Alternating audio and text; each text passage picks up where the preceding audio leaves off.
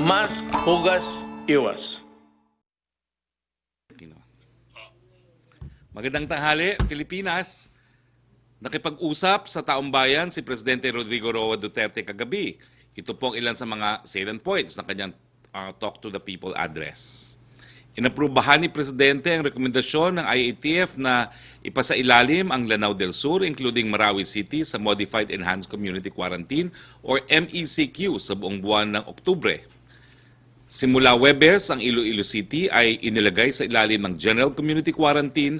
Natatandaan na unang nilang nilagay ng IATF ang nasabing lungsod sa MECQ na mananatili hanggang bukas, September 30. Kasama rin sa GCQ ang Metro Manila at Batangas sa Luzon, Tacloban City at Bacolod sa Visayas at Iligan City sa Mindanao. Ang mga probinsya at lungsod na hindi nabanggit ay ilalagay sa Modified General Community Quarantine or MGCQ sa taong buwan ng Oktubre. Sa Talk to the People din, umapilas si Presidente sa mga telcos na i-improve ang kanilang serbisyo sa bansa sa gitna ng pagsisimula ng online classes. Ipinakukala rin ng Pangulo sa Kongreso ang pagbubuwag ng Philippine Health Corporation or PhilHealth. Nagsabi si Presidente ng kanyang kahandaan na humarap sa Kongreso at pag-usapan kasama ang mga mambabatas kung paano mapuputol ang korupsyon at gawing simple ang ease of doing business sa pamahalaan. Gusto ni Presidente na makipag-usap kasama ang Facebook matapos tanggalin ng social media giant ang ilang sa mga advocacy pages na pabor po sa gobyerno. Balitang IATF naman po tayo, no? Inaprubahan ng miyembro ng IATF kahapon, September 28, ang mga rekomendasyon ng DOH para ma-operationalize ang Coordinated Operations to Defend Epidemic or CODE. Una, inatasan ng DOH at ang DILG na mag-issue ng kinakailangang joint guidelines para mapalawig ang implementasyon ng CODE sa lahat ng local government units. Pangalawa, inatasan ng DTI at DOLE in coordination with DOH and the DILG na i-localize ang code sa iba't ibang workplaces at labor sectors sa pamamagitan ng institutionalization ng code. Code plans bilang bahagi ng implementasyon ng minimum public health standards. Ang inyong lingkod ay nanggaling ngayon lang po kaninang umaga sa Bagong Nayong Pilipino para pasinayaan ang ceremonial turnover ng Soler Pagcor Mega Quarantine Center. Sa ngayon, ito po ang matuturing na pinakamalaking quarantine facility para sa mga asymptomatics at mga mild cases sa buong Metro Manila. Ito ay naipatayo ng tulong ng Razon Group. Inabot lamang ng less than 2 months construction po ito. 5 weeks actually. Mayroong 8 barak tents para sa mga pasyente. Bawat tent ay may 75 kama. Sa ngayon, mayroon ng 180 beds na nailagay sa 600 bed capacity. Mayroon din 12 support tents para sa healthcare workers. This will be manned by the AFP Health Service Command. Lahat ng confirmed COVID patients na sino po pwedeng mag-stay dito? No? Lahat po ng mga confirmed COVID cases na mild at asymptomatic. Mga pasyenteng ni-refer ng mga lokal na pamahalaan, mga ahensya at ang One Hospital Command Center. Paalala lang po, no walk-in, kaya makipag-ugnayan po tayo sa ating LGU at sa One Hospital Command Center. Inaasahan na sa Nobyembre, magsisimula na ang operasyon nito. Nagpapasalamat po tayo muli, hindi lamang po sa Soler, kundi sa Prime BP, sa Bloomberry, sa Meralco, sa Maynilad, para po dito sa pinakamalaking quarantine facility, 600-bed capacity sa Metro Manila ngayon. Maraming salamat po sa ngalan ng ating Presidente at ng Sambayanang Pilipino. Punta naman po tayo sa ating COVID-19 updates. Ito po ang global update ayon sa Johns Hopkins University. Higit 33 milyon na po or 33,273,720 kaso na ang COVID-19 sa buong mundo. Mayroong higit 1 milyong katao naman or 1,555,000 ang binawian ng buhay dahil sa coronavirus. Nangunguna pa rin po ang Estados Unidos na merong 7,147,241 cases at mga namatay na 205,031. Pumapangalawa po ang India, 6,074,702. Ang mga namatay po doon ay 95,542. Pangatlo po ang Brazil, 4,745,464. Ang mga namatay doon po ay 142,058. Pang-apat pa rin po ang Russia, 1,154,299. Ang mga namatay doon po ay 20,299. At ang Colombia po ay pang-lima, 818,203. Ang namatay po doon ay 25,641. Dito naman po sa ating bayan, meron na po tayong mga na-test na 3,439,095 na mga individual sa mga 104 RT-PCR laboratories at 32 licensed gene expert laboratories. Ang total pong active cases ngayon sa ating bansa ay 49,242. Sa numerong ito, ang asymptomatic po ay 8.7%, ang mild ay 86.4%, ang severe ay 1.5% at ang critical ay 3.4%. Dumadami po ang mga nagre-recover o gumagaling, 252,665. Ang mga namatay po ay 5,381, 1.75 po ang ating case mortality rate. Dito po nagtatapos ang ating presentasyon ngayong tanghali, no? Well, bago ko po puntahan ang question and answer, unahin po muna natin si Dr. Wong. Dr. Wong, Dr. John Wong, pwede ba hong paki-explain lang, like we are 5-year-olds, kung paano po ngayon ang ginagamit nating guidelines pagdating po sa classification ng iba't ibang lugar sa Pilipinas? Dr. John Wong, the floor is yours. Good afternoon, sir. Good afternoon, everyone. Can I have my slides, please?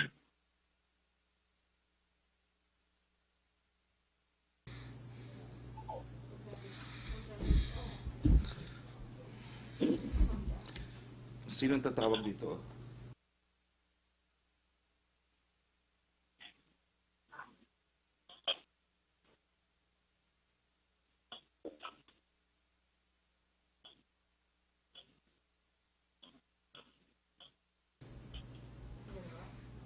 Mukhang nawala si Dr. Wong. Yeah, I'm here. Go ahead, please. Can you increase the increase the size of the slide? Increase the size of the slide, please.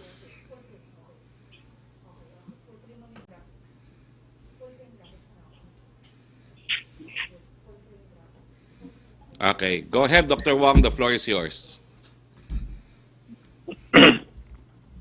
Okay. Wait, I can't see. I can't really see the slide. It's too small.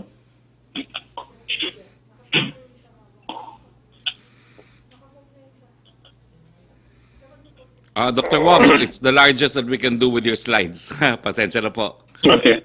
Yeah, I'll just read from my own set. So the basis of the DOH has revised its risk classification scheme. We're using a new framework that includes a concept called gatekeeping. So why gatekeeping? So the priority of the government now is simultaneously to control the epidemic, but also open up the economy. But we know that opening up the economy entails more risk than sheltering in place. Although the risk may be justified, systems have to be put in place to prevent infections, detect cases, trace contacts, and isolate and quarantine cases and contacts. Having these public health capacities will serve as controls to manage the increased risk that comes with opening up the economy. On the other hand, without these capacities, communities run the risk of reverting to higher levels of quarantine and losing all of the economic gains. Next slide, please. So these are some of the indicators that we will be using.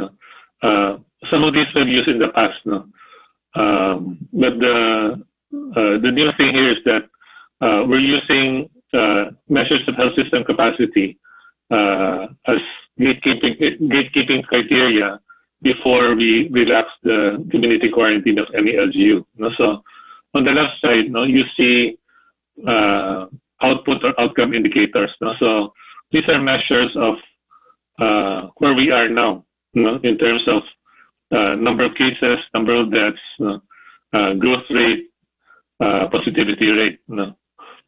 On the right side, no, you see measures of health system capacity. No? So these are what we want the LGUs to put in place, no, before we de-escalate their community quarantine. So there are public health capacities like contact tracing and isolation and quarantine capacities and efficiency. And there are also hospital system capacities, no? Number of isolation beds and ventilators. Next slide, please.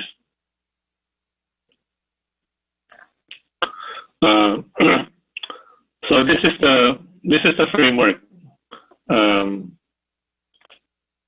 is the framework that we're using. No? So in the middle, this is where the LGUs are now. No? So we have frozen the community quarantine status of LGUs, no? For this month, no? And next month, no?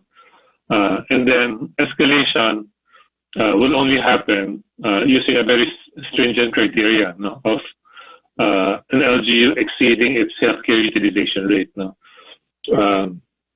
So this is to ensure that hospitals are not overwhelmed, no? And deaths do not occur. On the other hand, no, the goal of every LGU is to try to lower their community quarantine status and reach the new normal. No? So the de-escalation depends on several criteria. No? So we call this the gatekeeping criteria. No? So first is public health capacity. No? So are the communities adherent to minimum health standards? Do they have enough testing capacity, contact tracing, isolation, and quarantine capacity? And are they efficient in doing these processes? Once they have established or proven that they have these capacities, no, we measure their, and these are the two new indicators, no, ADAR or ADAR, and the 2-week growth rate, no, or 2 WGR. No. So once they meet again the cutoffs of this criteria, no, then we allow them through the gate, no, to a lower level of community quarantine. Next slide, please. So these are the criteria for escalation. No? If you look at the table, no, we've changed the cutoffs a bit. No? So instead of using the 30% and 70% cutoff, no, we're using 60, 70, and 85% at cutoffs, no, for escalating communities or LGUs from GCQ to MECQ to ECQ. Next slide, please. Just to explain our 2 new indicators. No, the first one, average daily attack rate or incidence rate. Now this is also incidence rate. No, attack rate is just incidence rate in the context of an outbreak. No, so this is just the number of new cases over a 2-week period divided by the population of the LGU. No? So this is the measure of risk of the population, risk of infection, no, in a certain LGU. So high ADARs means if you live there, your risk of getting the infection is high, and vice versa. No? For the second indicator, no, 2-week growth rate, this is a measure of the growth of the epidemic in that area. No? So we're comparing the number of new cases in the past 2 weeks to the number of new cases 3 to 4 weeks, no? or the 2 weeks previous to that. No? And we measure this in terms of percentage. No? So growth rates may be positive, meaning epidemic is growing, or it may be 0 or negative, meaning it's stable or shrinking. Next slide, please. So we've assembled this two criteria, no, in a 3x3 table that shows the different levels of risk and the corresponding community quarantine status, including the new normal. No? So depending on the cutoffs, no, for each of these two indicators, no, we classify LGUs and they receive corresponding community quarantine status. However, let me emphasize that, again, no, these are output criteria, but our focus now is to measure gatekeeping criteria first, no, before we even look at the output criteria. Next slide, please. And then these are just some examples of gatekeeping criteria. No? So as you see, no, they measure input and process. No? So for example, in terms of prevention, the number of epidemiology or surveillance officers, the number of births. No? In terms of detection, no? Positivity rate, number of contact tracing teams, and in terms of isolation, no? Number of isolation beds. No? So there are many more criteria, no? And we're developing others, no? to provide us a good measure, no? That LGUs have a sufficient capacity to control any outbreak, no? Once they exit to or de-escalate to a lighter form of community quarantine or even to the new normal. No? Because without this criteria, without these capacities, no, pretty soon we'll have to escalate them again, and they lose all of the economic gains. I think that's my last slide. Thank you. Thank you very much, Dr. John Wong. Sir, considering the GCQ classification of Metro Manila, pwede bang pabalik natin yung dual criteria? Yung dual criteria po, bakit po nagkaroon ng recommendation na GCQ ang Metro Manila using the two-prong criteria? Yung table po, no? Yan. Bakit po ang naging rekomendasyon ng IATF na nadeklara ng Presidente ay GCQ for Metro Manila? So it's actually two levels, no? We look first at the gatekeeping criteria before we look at the attack rates and growth rates. No? So evaluating the public health capacity, no? Each LGU would show evidence that they have sufficient, no, capacity in terms of testing, contact tracing, isolation, and quarantine. No? So if they have that criteria, then we look at this two indicators to classify them, no, in terms of community quarantine status. Okay, pero bakit nga po naging GCQ yung Metro Manila? Ibig sabihin ba yan, nasa medium tayo ng 2-week growth rate at tayo po ay nasa medium din ng average daily attack rate? Yes. Yes, okay. So tama po yung sinabi ko kanina. Maraming salamat, Dr. John Wong. I'm sure may iba pa tayong mga tanong kasama sa ating Malacanang Press Corps. Pinipilit din po natin ngayong isama sa ating press briefing ang representante po ng Solaire dahil nga po doon sa kaka-inaugurate lang natin na isolation facility, 600-bed capacity isolation facility. Pero habang kinokontak pa po ang representante, siguro simulan na natin ang ating open forum. Yusek Roque, please. Yes, good afternoon, Secretary Roque. Good afternoon, Dr. Wong. Question from Arian Meres, ABS-CBN Online. Has there been any formal communication between the President or Malacanang and Facebook? What concrete action does the President expect from Facebook? Wala pa pong concrete na action na ginawa ang Presidente. Kaka-anunsyo lang po niya yung kagabi. Ang konkretong action po ay huwag pong supilin ang kalayaan ng malayang pananalita ng mga personalidad o mga pages na pabor po sa gobyerno. Kasi ang nangyayari po, kapag laban sa gobyerno, hindi po tinatanggal ang Facebook. Kapag sumusuporta sa gobyerno, na itatanggal po. So, matagal na pong nananindigan ng ating Pangulo para sa malayang pananalita. Bakit naman dito sa physical personification, yung physical personification ng free marketplace of idea, sinesensor kapag kampi po sa gobyerno ang mga postings? Second question po ni Arian, should the Filipinos be concerned of a possible Facebook ban in the Philippines following the President's pronouncements? Hindi naman po siguro dahil ang sabi ni Presidente, kinakailangan mag-usap. Well, alam niyo po, parehong hindi mabuti yan sa Facebook at sa Pilipinas, no? Number 1 po kasi sa buong mundo tayo sa Facebook, no? So, kung mawawala tayo, malaking kawala po yan sa Facebook, pero at the same time, dahil number 1 nga tayo, marami ring Pilipinong gumagamit ng Facebook na maapektuhan din, no? So, ang sabi naman ng Presidente, pag-usapan yan dahil pare-pareho naman silang sinusulong ang karapatan ng malayang pananalita at yung malayang merkado ng mga idea. Last question from Arian po. The President last night said he will begin shaking the tree sa PhilHealth. He also mentioned considering abolishing it. For now, what exactly does the President want to do or happen to PhilHealth? Well, binigyan po na hanggang bagong taon lamang si Atty. Giran para linisin niyang PhilHealth na yan, no? So figurative po yun, yung sinasabi niyang shaking the tree, kinakailangan talaga tanggalin ang mga bulok dyan sa PhilHealth. At kung hindi talaga magawa yan by December, well, kinakailangan ng batas para buwagin po yan at palitan ng bago. Matagal ko na pong sinabi ito, pareho po kami talaga ng paninindigan ni Presidente pagdating sa bagay nito. Nung sinulong po natin ang Universal Healthcare Law sa mababang kapulungan, binuwag ko po sa aking bill yung PhilHealth at pinalitan ng National Health Service.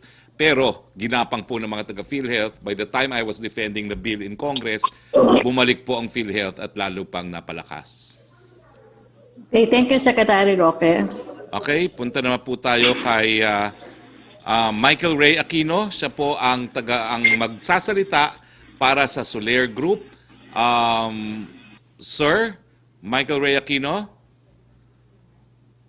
are you in the house? Yes, Secretary Roque, I'm here. Yes. Good to see you. Thanks Sir, for having me. magkano po yung ginastos ninyo para dito sa 600-bed capacity isolation facility dito po sa Bagong Nayong Pilipino? I think from the Razon Group, mga 225 million more or less, Secretary Roque. 225 million. Bakit naman po kayo gumasta ng ganitong kalaki para sa ganitong isolation facility? I think from the very start, our chairman, Mr. Enrique Razon, and the group of companies under him wanted to help and assist the government recover the economy and open up our economy and help us flatten the curve with regard to fighting this pandemic, yung COVID-19. Opo. Now, doon po sa facility na itinayo, meron ba hong mga tents doon na para gamitin din ng Soler Group or lahat po ito pampubliko? Lahat pampubliko. Now, if ever na mayroon kaming kaso, we are welcome to use the facility. So, yun ang naging arrangement ng gobyerno at saka yung Razon Group of Companies, Secretary. Ano pa po yung mga na-donate nyo na sa COVID-19 efforts ng Pilipinas bukod pa po dito sa 225 million 600-bed isolation facility? Medyo marami na rin, Secretary. Among them is yung Nilayakin Stadium Quarantine Facility, yung Rizal Memorial Coliseum Quarantine Facility, yung testing centers yung sa may Enveran, tapos yung pag-distribute ng mga PPEs, gloves, and other rapid test kits noong unang nagkaroon tayo ng COVID-19 outbreak at marami pang iba. Siguro mga humigit kumulang ng 1 billion, 1.5 billion. Yun ang estimate natin. Okay. Well, maraming salamat nga po dahil ang Office of the Presidential Spokesperson ay nabigyan po ng rapid test kits na siyang ginagamit namin sa aming mga kasama. Sir, if you can stay and join us for our open forum just in case meron pong tanong ang ating mga kasama sa Malacanang Press Corps. And again, thank you very much to the Razon Group, Soler, sa Prime BD, sa Bloomberg, Meralco, and Maynilad. Next question is from Joyce Balancho, please, ABS-CBN. Yes, good afternoon po, Secretary. Yesterday, si President Duterte, he admitted that he offered to resign because of endless corruption in the government. Can you give us more details as to when he made this offer to resign? Was it recent? And who or what changed the mind of the President? Or up to this point, is he still considering or thinking of resigning? Wala po akong detalye, no? Kasi doon narinig ko na po yan. Hindi naman po nakauna-unang sinabi rin ni Presidente yan. Pero sa tagal ng kanyang panunungkulan bilang alkalde pa at vice mayor at ngayon ay Presidente, ang talagang frustration po niya, kumbaga, ay talagang hindi nawawala itong korupsyon. Kaya nga po, yung mga nagdududa kung yung aking mga pananalita laban sa korupsyon, lalo na yung mga regulatory bodies ay nagdududa kung ako'y nagsasalita on behalf of the President, malinaw po ngayon talaga. Zero tolerance po talaga ang Presidente laban sa korupsyon. Now, hindi po natuloy ang resignation ni Presidente. Tingin ko, hindi po siya magre-resign ngayon dahil 2 taon na lamang natitira sa kanyang termino. Pero igugugol po niya yung natitirang panahon niya para talagang linisin ang mga iba't ibang ahensya ng ating gobyerno. Okay, sir. Follow-up lang po dun sa Facebook. Yung nga po, yesterday, President lambasted Facebook for allegedly laying down a policy for the government. And he goes on saying, and I will quote him, pati yung advocacy ng gobyerno tinanggal. So is this an admission from the President himself that the government is behind some of those accounts and pages that were taken down by Facebook? And since the President mentioned na pati yung advocacy ng gobyerno tinanggal, can you categorically label which pages are indeed part of the advocacies of the government? Kasi meron po dong pages, may referral to the possible presidential bid of Davao City Mayor Sara Duterte, merong anti-communist pages, meron din pong pages on West Philippine Sea issue. Alam mo, pinaka-sensitive ang Pangulo dun sa Save Our Children page. Okay? Dahil yun po ay pinangangalagaan po ang kapakanan ng ating kabataan at sa larangan po ng international law, notorious po ang mga komunista in recruiting children as combatants despite yung absolute ban on the recruitment of children as combatants. No? Iyan po isa sa mga advocacy pages na natanggal. Hindi po yan minimaintain ng gobyerno, pero yan po ay tumutulong sa advokasya ng gobyerno na isulong yung obligasyon natin sang-ayon po sa Geneva Conventions at dun sa additional protocols ng Geneva Convention at dun sa International Convention on the Rights of the Child. No? Bakit naman po nga tinanggal yung ganyang advokasya? So, malinaw po ang Presidente, kinakailangang pag-usapan ito at hindi po kinukonsente ni Presidente ang censorship ng mga pro-government advocacies, no? Kasama na po itong advokasya to protect the children against child enlistment as combatants. How about, sir, nabanggit ko po na other pages, like yung those with referral to the possible presidential bid of Davao City Mayor Sara Duterte, anti-communist pages. How about those pages, Secretary? Well, lahat po yan ay advocacy groups, no? Ang punto dito, bakit kapag pabor sa gobyerno, tinatanggal? Kapag pabor sa oposisyon, hindi tinatanggal, no? Bakit ang fact-checkers laban sa gobyerno? Sino pa dito sa bayan na ito ang magdududa na ang Rappler at ang Vera Files ay talaga namang kontra sa administrasyon ni Presidente Duterte? Bakit sila lamang ang kinuhang fact-checkers ng Facebook? Hello, kung hindi ka kumpinsado na laban sila sa gobyerno, baka ikay taga-ibang planeta, no? So, anyway, ang iba't ibang mga bansa po ngayon, nagsisimula na yung proseso na gobyerno na ang kumukuha ng fact-checkers.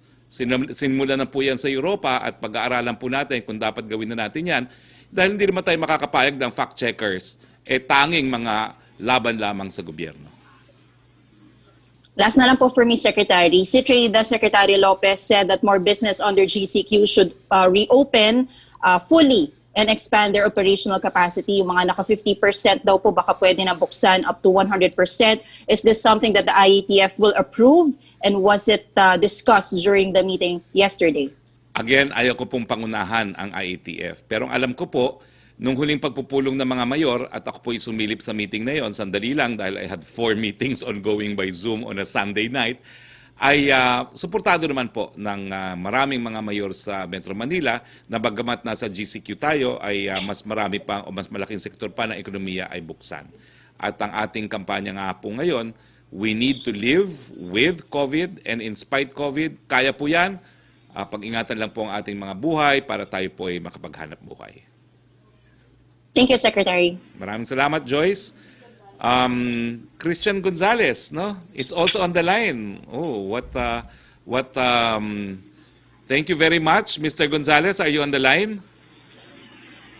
Yes, Sec. Good afternoon. How are you? Christian Gonzalez is number 2 in the Soler Group of Companies. Sir, my question is, you have spent in excess of 1 billion pesos to help the government in the COVID-19 pandemic, including ito pong huling proyekto na in-inaugurate natin kanina, yung 600-bed isolation facility. Ang tanong po siguro ng marami, bakit ganitong kalaking ginagastos ng Razon Group para sa COVID-19 response po ng ating bayan? Sec, thank you for having me on. No, we realized from the very beginning in many of our discussions with the government that this was always going to be a public-private sector effort against COVID. And we've been extremely committed to this together with the IATF and most especially on the Soler side, together with PAGCOR, who has really been the leading agency in working with us to build these facilities, particularly the one in Bagong Naong, Filipino. Alam ko po marami na kayong napagawa, no? Kasama, in-enumerate na po ni Michael Reyaquino, yung World Trade Center, Rizal Memorial Coliseum, lahat po yan ay renovate nyo para maging isolation centers. Pero ang tanong ko naman po, titigil na ba ho ang Razon Group sa bibigay ng ganitong mga proyekto sa sambayanan or meron pang aasahan po ang sambayanan galing po sa Razon Group? Kung ano ang kailangan ng ating bansa, Sec, gagawin talaga namin, whether it's through Soler or through ICTSI or through multiple cooperations with our regulatory agencies, itutuloy pa rin namin yan, sir. Well, again po, on behalf of the President and on behalf of a grateful nation, thank you very much po to the Razon Group for all your donations, not in relation to our COVID-19 response, the latest of which is the 600-bed isolation facility. Thank you very much. And I hope you can join us also in case Thank you, sir. the members of the Malacanang Press Corps have questions. Yex, we go back to you, Sec. Roque, please. Yes, sir. Thank you.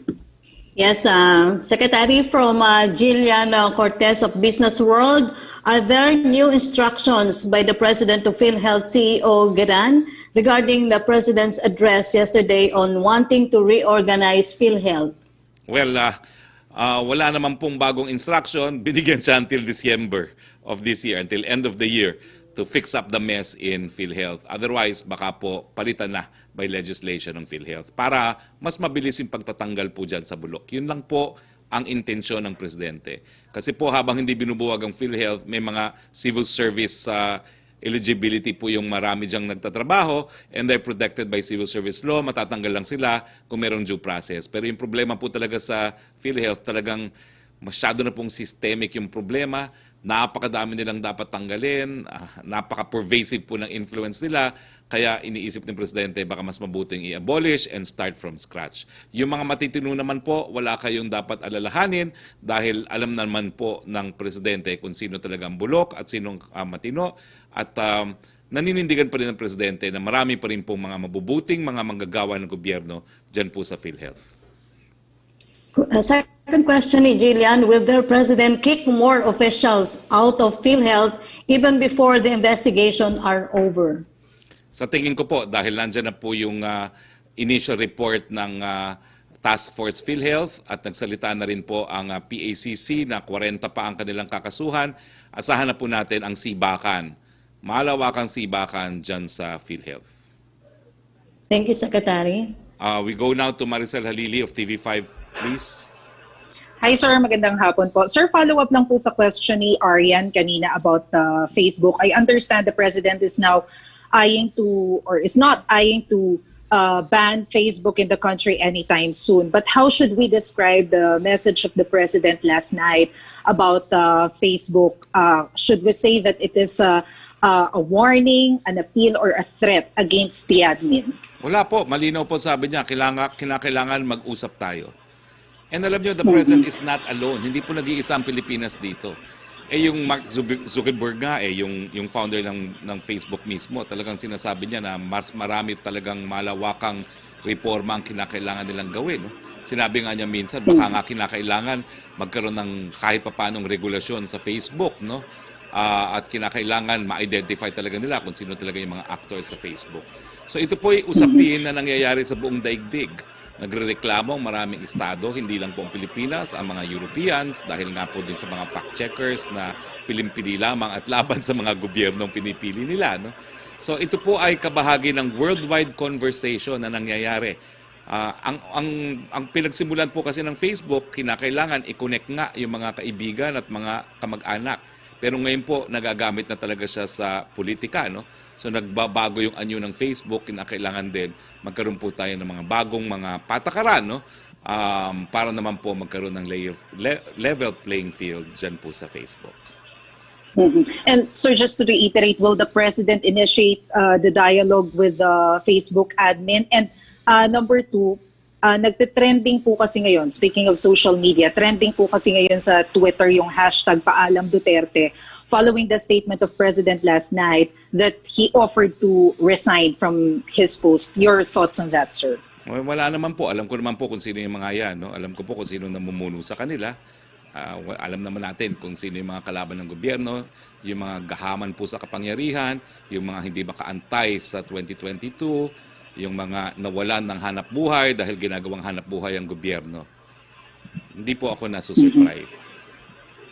Sir, on the PhilHealth issue, should the President push through with his plan to abolish PhilHealth, what will happen to ordinary employees of PhilHealth? And ano yung assurance na doon sa premium or yung bayad po na ibinibigay ng mga members ng PhilHealth? Should they continue to pay for the premium? Wala pong problema yan. Nakasaad nga dun sa nauna ko lang final. Ito po yung ginawang batas na universal healthcare, no?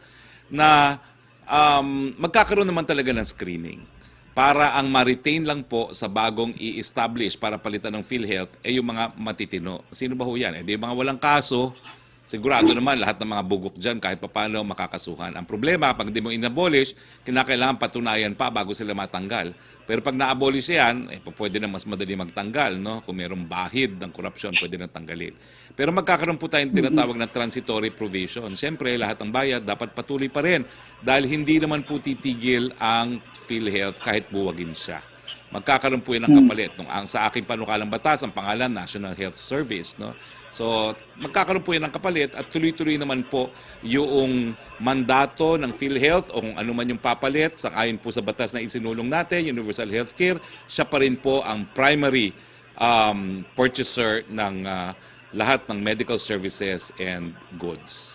So, wala pong magbabago, mga mukha lang, matatanggal lang po ang korupsyon kapag nabuwag at bumbuo ng bagong organisasyon. Nagaganap din ng ginagawa po ng PhilHealth. Thank you. Thank you, Secretary. Maraming salamat, Maricel. Punta naman tayo kay Yusek Roque. Secretary, tanong mula kay Celerina Monte of Manila Shimbun. PRRD o President Duterte mentioned last night that the government will sell its property in Japan. Specifically, which property, why? And why does the government want to sell this property first and not the other government assets? How much does the government expect from the sale of that property? Well, alam niyo po, ito isang suggestion lang kung kinakailangan pa natin ng pondo para sa COVID response. Pero fortunately, maraming gaya ng Razon Group, nandyan na rin po ang MVP Group, nandyan na rin po yung Ayala Group, na tumutulong naman po sa gobyerno sa pagbibigay po ng mga pangangailangan natin sa COVID. So sana po, hindi na kinakailangan magbenta ng mga assets. Pero kung hindi po ako nagkakamali, at least dalawa po yung assets sa Japan. Nagkaroon na po ng desisyon ng Korte Suprema dyan, yung Laurel versus Executive Secretary. Ang sabi po ng Korte Suprema, these properties constitute part of the national patrimony dahil nga po symbolic yung pagbibigay niyang dalawang property yan by way of war reparations. No? At kinakailangan kung ibebenta yan, hindi lang po presidente ang sasang-ayon, kung hindi pati po ang Kongreso. Ang kaso po pala ay Laurel versus Garcia. Thank you, Secretary. Maraming salamat, Yusek. Going now to Tricia Tirada, please. Good afternoon, Secretary. Follow-up lang po dun sa naunang question tungkol po din sa pagbebenta ng properties. I think, sir, the context was about yung nagbebenta ng properties to solve this problem ng pagkawala ng pondo dito sa PhilHealth. Sir, since natanong na po kung ano yung properties that we're talking about, we're interested to know kung hanggang saan na lang po ba yung pera o pondong meron yung PhilHealth to support its current beneficiaries na umabot sa point na kailangan po ibenta itong ilang real estate properties natin sa Japan. And if I remember correctly, sir, DFA has also said na it may lead to legal problems ito pong pagbibenta. I think yung isa doon is yung Roppongi property. Well, dalawa nga po yan, no? At meron ng desisyon ng Korte Suprema, pero hindi naman sinabi ng Korte Suprema imposibleng ibenta. Sinabi lang ng Korte Suprema, kinakailangan magkaroon ng pulisiya galing sa Presidente at Kongreso. Now, ang problema po dito sa PhilHealth, sa tindi po ng problema niya, hindi natin talaga alam kung hanggang kailan lang ang pondo ng PhilHealth. Dahil nga, wala naman nagsasabi ng totoo dyan eh. Dahil nga lantaran yung naging nakawan. Yung head ng IT dyan, kaya nga po dinimanda yan eh. Dahil talagang kakulangan niya ng IT department, dapat yan isang pindot natin, alam natin kung nasa ng PhilHealth. Pero wag po kayo mag-alala dahil nga po sa Universal Healthcare Law, kung kulang po yan, tutustusan po galing sa kaban ng taong bayan. Kaya nga po, kung kinakailangan, ibebenta yung mga properties na yan. At hindi lang naman puro Roppongi yan, marami pa tayong ibang mga properties na po pwedeng ibenta. No? So, in other words, sinasabi lang ng Presidente, sagot ko ang inyong kalusugan dahil yan ang batas na sinertify niyang urgent, nung yan po itinatalakay sa Kongreso, paninindigan po niya yung obligasyon ng Estado na pangalagaan ang kalusugan ng mga Pilipino. If it means having to sell assets, why not? Sir, din naman po sa issue ng Facebook, since Facebook is a private entity and they're operating here in the country as a private entity, sir, in a way, hindi po ba entitled sila to parang conduct whatever they want to do with their own business, kumbaga have their own screening with whatever they want to do with their business or their platform? That is correct. Ang sinasabi lang ng Presidente, dapat maging patas sila. Bakit ang freedom of speech binibigay lang nila sa mga kontra-gobyerno? Bakit naman sinusupil nila yung boses ng mga kampi po sa gobyerno? Now, ang sabi naman po ng Presidente, pag-usapan natin, because the Philippine government has allowed Facebook to operate in the Philippines, as in fact, we're the #1 users of Facebook. Secretary, meron pong retired government official that asked the Supreme Court to issue a temporary restraining order to stop the IATF from imposing quarantine restrictions on senior citizens during the pandemic. Sinasabi po that it's inhumane and it violated their human rights. What does the IATF think of this? And maybe, sir, a reiteration na lang po ng position ng IATF tungkol dito. The IATF cannot be bothered by this suit. Karapatan niya yan. Pero naninindigan pong IATF na yung prohibition po sa galaw ng mga seniors is borne by science and medicine. Sa buong daigdig po, ang mga tinatamaan at namamatay sa COVID-19 ay ang mga seniors at merong comorbidities. And that's a scientific fact. So itong kaso po, bagamat hindi natin pinapangunahan ng Supreme Court, tingin ko po wala pong mangyayari dyan.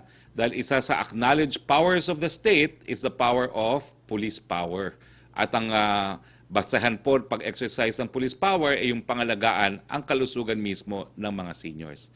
So to the petitioner, ito pong pagbabawal sa inyong movement outside of your residence except for work and to procure necessities is for your own benefit. It is to protect your lives amidst the proven fact po na mga namamatay sa COVID-19, karamihan po senior citizens. Thank you, Secretary. Salamat po. Okay. Okay. Meron pa ba kayong tanong kay Dr. Wong because he has to leave at 1? Do you have questions too for Mike Ray Aquino and Christian Gonzalez? I have kay Dr. Ong. Okay, please. Dr. Ong, go ahead. Joseph. Sir, good afternoon, Dr. Wong. Sir, yung sa data na lang during the decision-making process of the IATF, what is our ADR, Metro Manila, and our 2-week growth rate? Can we just get that figure? I don't have it on my fingertips. I'll have to look it up. Maybe I'll just send it to you. Okay, sir. Sige po, I'll just wait for it. Thank you, sir. Okay. So, Dr. Wong, thank you very much for joining us. Since there are no more questions for you, sa ulitin po. I call now on Thank Yusek you. Roque again. Okay. Secretary, tanong mula kay Heidi Sampang ng DZAS, humihingi po ng saklolo ang mga magsasaka dahil sobrang baksak ang presyo ng palay. Mas mura pa nga daw ang palay ngayon kumpara sa fixed mask. Posible din daw lalo pang bumaba ang buying price ng palay dahil kapag tag-ulan ay bumababa din ang kalidad ng aning palay. Dahil dito may mungkahi na bigyan din ng ayuda ng gobyerno ang ating mga magsasaka. Meron naman po talagang pinapautang ang ating Department of Agriculture at yan po ay nakasaad din sa Bayanihan 2. At meron pong regular na programa na nagbibigay nga po ng tulong ang DA maski po walang pandemya. Nandyan na po talaga yan. Now, ano pong ginagawa ngayon? Tutulungan po ang NFA, ang DA at ang mga lokal na pamahalaan para sila na po ang bumili ng mas kahit papaano mas mataas na presyo sa ating mga magsasaka dahil alam natin na napakadaming Pilipinong nakasandal po sa pagsasaka lalong-lalo na po ng bigas para sa kanilang hanap buhay. Thank you, Secretary. Okay, punta naman tayo kay Melo Acuña. Melo, wala kang audio.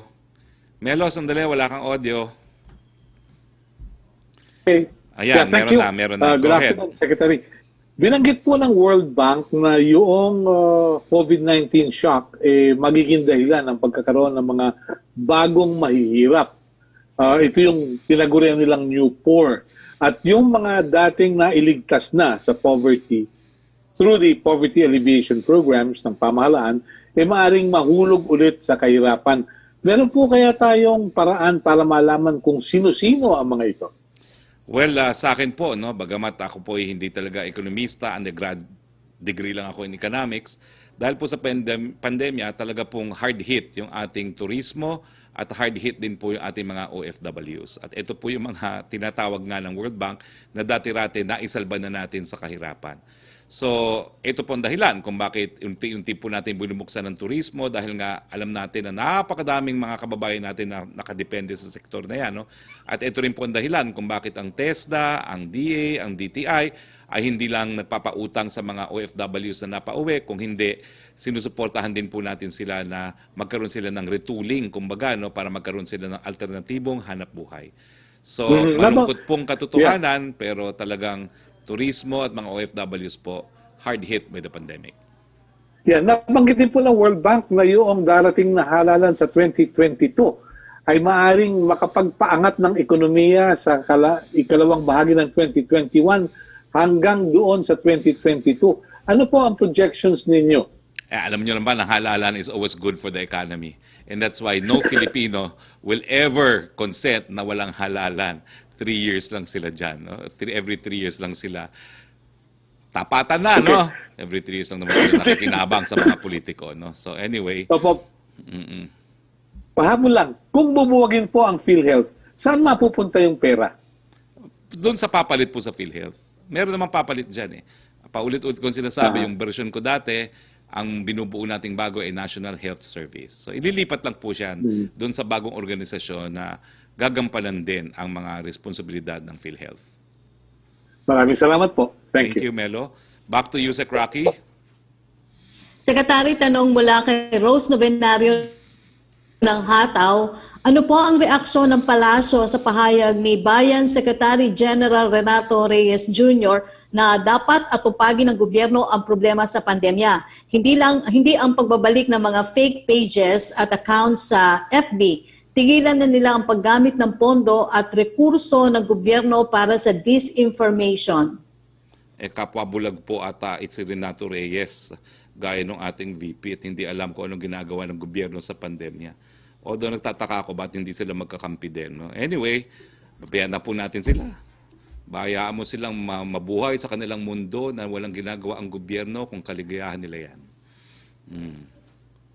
Joseph Morong, please. Thank you. Joseph Morong, please. Wala kang audio. Sir, hello. Yan. Okay, go. Sir, yun munang sa MGCQ, kasi meron kaya tang interview kanina sa unang hirit that you mentioned 200%? yung second thing, yung they got 2-week growth rate. Hindi po. I asked si Dr. Hindi lang po ako naging malinaw siguro, pero hindi po yun ang intention ko. Ibalik mo yung screen. Dinidescribe ko lang po kung ano yung bagong classification system. At ang binabasa ko po, in fact, ito yung binabasa ko. Yung sa 2-week growth rate, kapag 200% or less, medium. Kapag high, it is in excess of 200. Now, kanina po, sinabi rin ni John Wong na tama naman po ako, it's between 0 to 200% ang ating 2-week growth rate at yung ating attack rate ay moderate, no, under medium, 1 to 7 per 100,000. Kaya ang naging classification ay GCQ. So yun po yung yung 200%. It's not at 200%, it's between 0 to 200%. I hope that makes the Okay, so you gave me already the Dali po, daily tatanong attack ko, rate, meron ka which is- bang slide dyan on Metro Manila? Wala po sa amin yung actual figure eh. So it's, ang Okay. growth rate po natin over 2 weeks is between 0 to 200. And then ang ating attack rate is moderate because there's 1 to 7 per 100,000 na meron pong attack rate. Yeah, okay. So all right, sir. Sir, parang medyo using this matrix, no, or data analytics, mukhang medyo mahirap at matatagalan tayo to graduate to MGCQ kasi parang medyo this is a very stringent measure.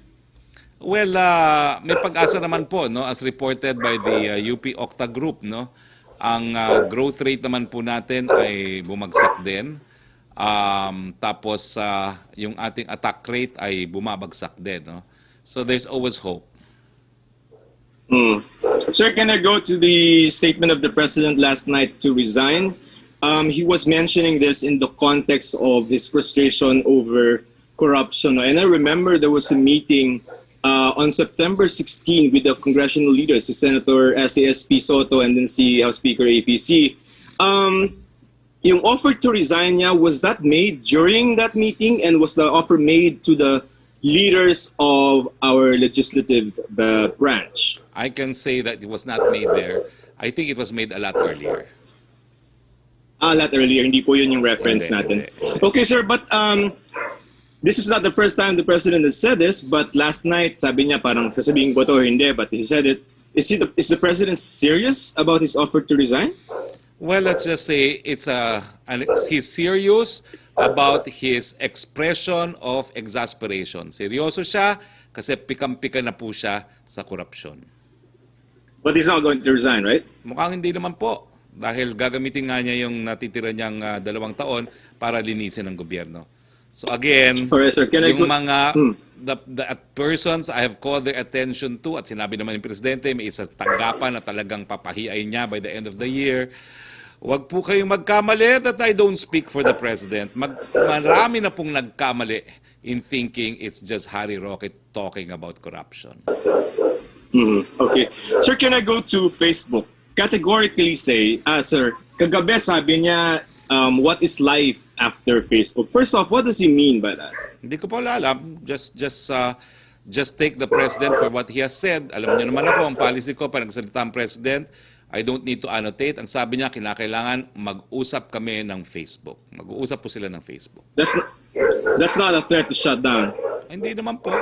Mag-uusap po sila. Dahil ang sabi nga niya, hindi ko nga alam kung anong kaya kong gawin eh.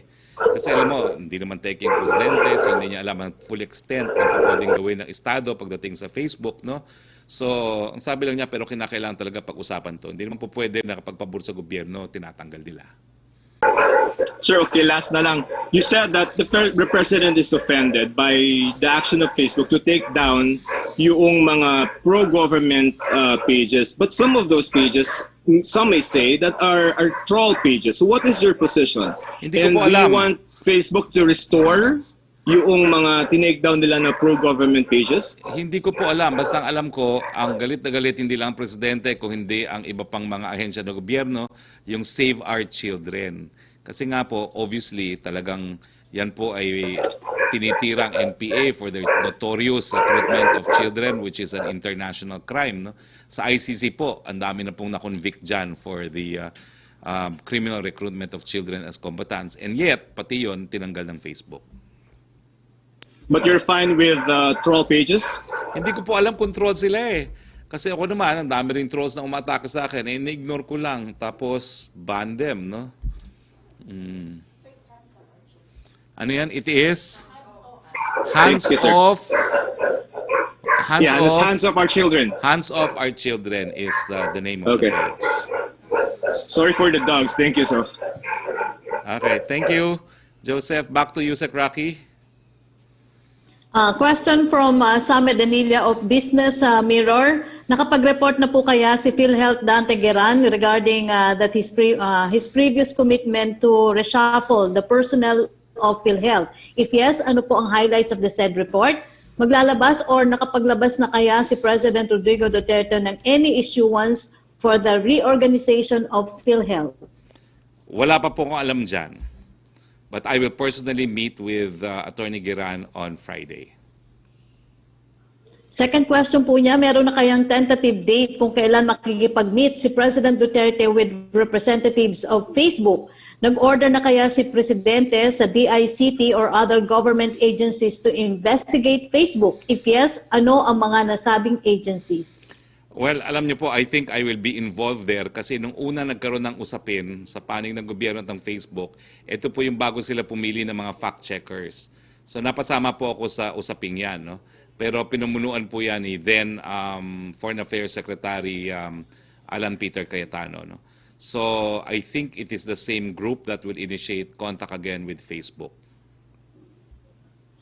Ang third question po niya, since nag-take effect ang Bayanihan 2, nakapag-submit na kayang Malacanang ng report to Congress regarding the use of its allocated funds. Will the said report be released to the public and the media like in the case of the Bayanihan 1? Sa Lunes po ang kauna-unahang report under Bayanihan 2 and of course we will report it to the public. Ipapublish po namin yan. Thank you, Secretary. Okay, and then we call on Pierre Nada, please. Hello, sir. Good afternoon. Good afternoon. Sir, just on Facebook again. Yes, sir. Sir, kasi earlier you were saying that it's unfair for Facebook to be taking down supposedly only Facebook pages that are pro-government. But Facebook already explained that they actually took down these pages not because of their content, but because of the inauthentic behavior that they observed with these pages. So basically, parang may coordinated inauthentic behavior. That's why tinanggal sila, hindi dahil sa content ng posts. So sir, can the palace explain why the government is so involved or is so at least at the very least supportive of a network flagged by Facebook for coordinated inauthentic behavior? Because we believe in freedom of speech. They may use as justification inauthentic behavior, but the effect is censorship. Kasi yung ideya na laman ng page na yon nabura. Now, this is a worldwide debate, Pia, so we cannot actually finish this issue now. No? It's a debate ongoing not just in the Philippines but worldwide. And I welcome, in fact, the possibility that itong children's group na tinanggal ng Facebook, I welcome them and I urge them, bring this to court because the entire planet is waiting for jurisprudence in this regard. Eh tayo naman, talaga namang nangunguna tayo pagdating sa jurisprudence, no? Whether be it IHL or whether be it freedom of speech. No? Yung criminal libel as contrary to freedom of speech is because of a Philippine submission. No? So, I encourage yung mga grupo na pro-government, pumunta po kayo sa hukuman at tingnan po natin kung ano ang magiging ruling ng ating hukuman. Sir, the network kasi is being accused of spreading false news and even dangerous news like red tagging certain lawmakers and groups and even journalists. So sir, parang Facebook is saying this violates their policies and it also causes harm to democracies and even people's safety. So sir, are you saying that Malacanang believes that fake news and red tagging is protected speech? Again, as I was saying, unang-una, no, yung sa tanong mo, ibig sabihin, talagang content-based restriction yung ginagawa ng Facebook. Tinitear down sila because of the content. And as you know, in freedom of speech jurisprudence, content-based restriction is presumed to be unconstitutional. Number two, yung, ano nga ba yung tanong niya kanina? Nawala tuloy yung aking thought, no? Sir, Yung mga protected fake speech news, po no? ba yung Yung red mga fake tagging? news, alam mo yung mga yan, talagang responsibilidad nila na magpili kung ano yung fake news. Pero remember, in this instance, di na sinasabi nagpapakalat ng fake news yan. Ang sabi nila, inauthentic behavior. So, hindi issue ngayon ng fake news, Pia, no? Ang issue rito is, anong epekto ng pagtatanggal ng mga pages na yan? And the Philippine government submits it's a form of censorship. Sir, by inauthentic behavior, they mean po, sir, fake accounts being used to spread a certain propaganda or messaging in a very coordinated, widespread manner. So, sir, fake accounts, does the government agree with the use of fake accounts to spread a certain message to the people? In the first place, we don't know if it is fake account. We do not have access for Facebook making that conclusion. Pero alam mo, in constitutional litigation, there is such a thing as symbolic action too. So perhaps what they refer to as ano ba yun? Ano? Coordinated inauthentic behavior may be a form of symbolic speech too. I'm just saying it's a possibility, no? And I'm saying that we are now opening jurisprudence in this regard, and I think every country in the world will have to deal with this particular issue because obviously Facebook and their fact checkers now have assumed the role as guardians of truth.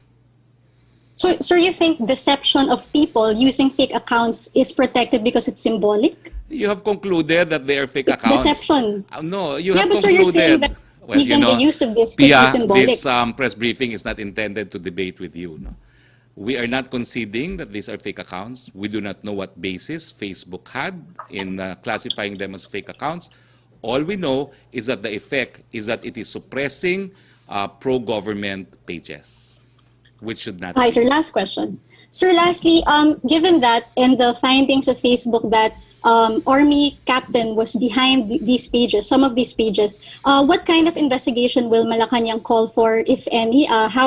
How deep will you go in investigating this? And are you concerned about these links to the Army? I don't think there's any law violated by an individual exercising his freedom of speech against known enemies of the government. Okay? So, sir, no investigation by the palace? Well, unless there's a complainant, how do we investigate? Okay? Yusek Roque, please. Thank you. Pia? Thank you. Question from Tina Panganiban Perez ng GMA7. A group of jeepney drivers is set to file a petition before the Supreme Court today to ask that IATF and DOTR resolutions on jeepney routes be invalidated for being discriminatory. The group says 60 to 80% of their members have not applied their routes since March. Any reaction daw po? We will respect the decision of the court. But if the allegation is discriminatory, then the claim is it is violative of Equal Protection Clause. Napakahirap pong pruebahan yan from my experience as a constitutional litigator. Okay? From Jonah Villaviray ng Asahi, Manila, yung tanong pa rin sa Japan, the President announced last night the government is selling Philippine properties in Japan. How far along in the process are we, and which properties are we eyeing to sell? How much in dollars do we hope to get out of the sale? Ang alam ko lang po, isang property is valued at 4-point-something billion yen. No? Ewan ko ba? I'm not really sure, but as I said, premature to talk about it because we would need the imprimatur of both the President and Congress. No? I think one of the property is valued at 2.8 billion, but I don't know what currency. Kasi if it's yen, that's not much. Okay? Now, yung tanong po ni Joseph Morong, I have the answer now from Dr. Wong. Paki-flash uli yung ating matrix. Ang sabi po ni Dr. Wong, nasarado ito. Paki-flash po yan.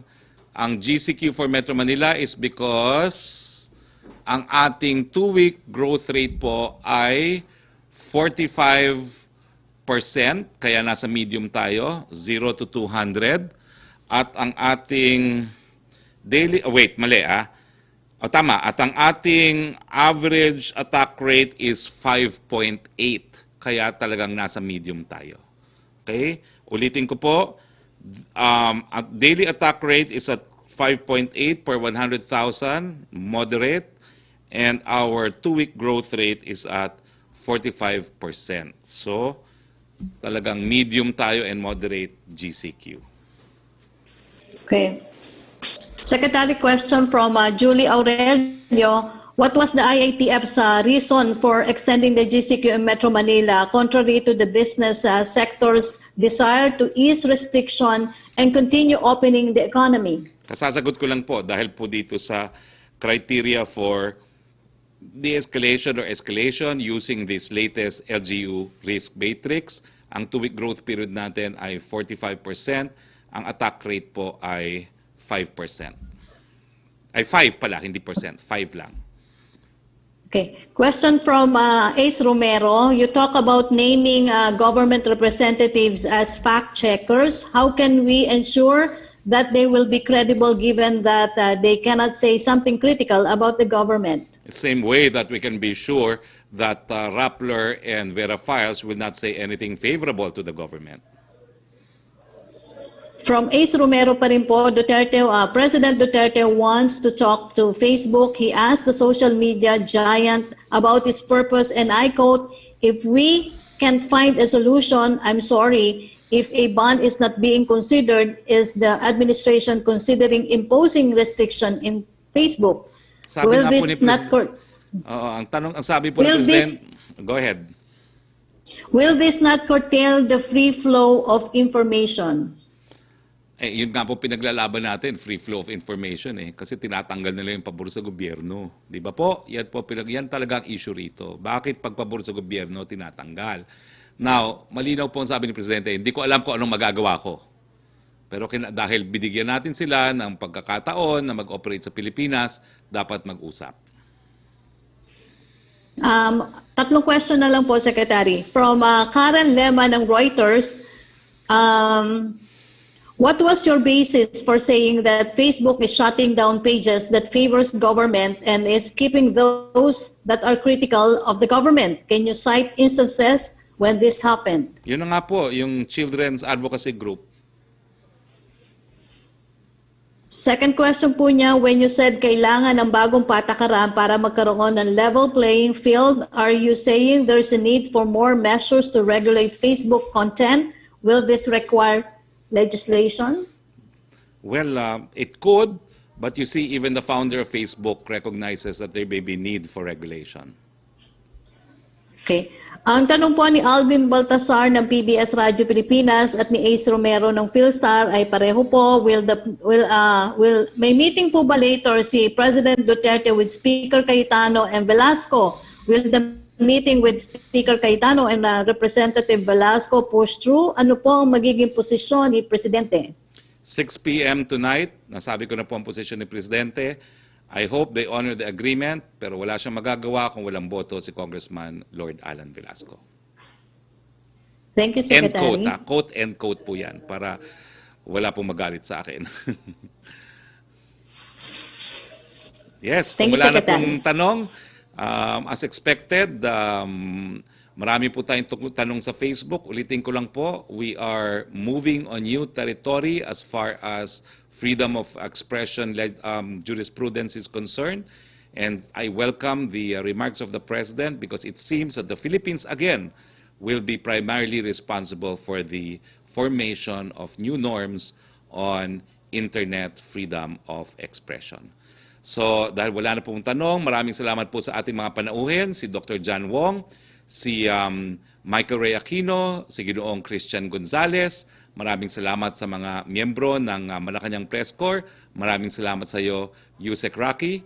At sa ngalan po ng ating Presidente, Rodrigo Roa Duterte, let me just quote what has been in our jurisprudence. The true test of truth is the power of a thought to be accepted in the free marketplace of ideas. Sa ngalan po ng ating Presidente Duterte, ito po ang inyong spokes Harry Roque nagsasabing, magandang hapon Pilipinas and keep safe. Matinding kalaban ng COVID. Ayokong makahawa. At mahawa.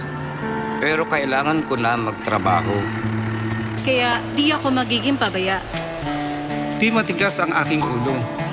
Iingatan ko ang aking sarili. Para maingatan ang pamilya ko. Ito ang ambag ko. Ako, Ikaw. lahat tayo. Sama-sama nating Mayaangat ang bayan. Basta't sama-sama tayo. Sa pag-ingat buhay. Para sa ating hanap buhay. Mask, hugas, iwas.